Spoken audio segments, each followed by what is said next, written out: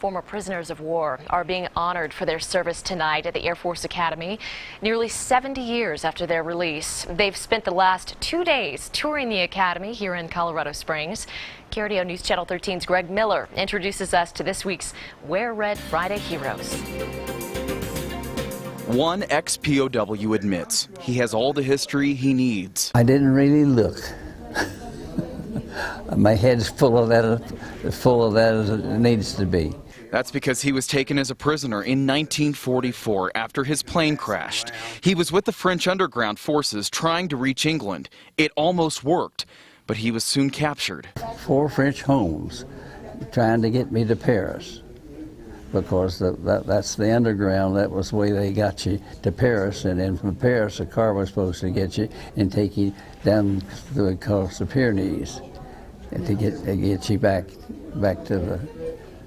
to England. These POWs are touring the Air Force Academy as they're about to be honored near the anniversary of the Great Escape. Nearly 70 years later, POWs still clearly remember their time in captivity. They asked me if I was English. I said I was American. And they asked me, they broke in English, where my pistol was. I didn't carry one. They offered me a cigarette. Yeah.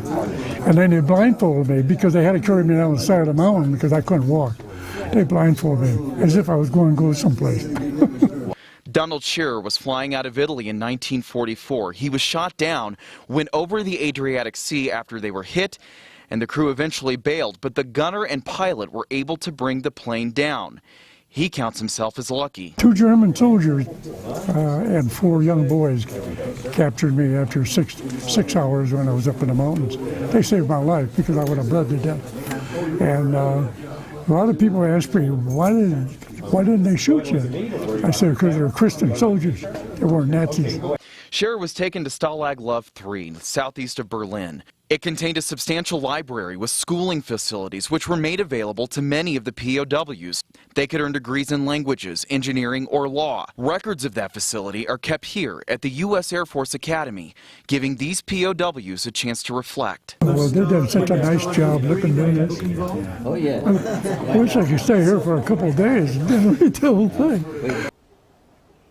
Now keep in mind, conditions did vary depending on where the prisoners and that one ex-POW you heard from. Again, he was captured by German Christians, not by the Nazis. And the veterans we talked to said that they still keep a strong bond after they were liberated.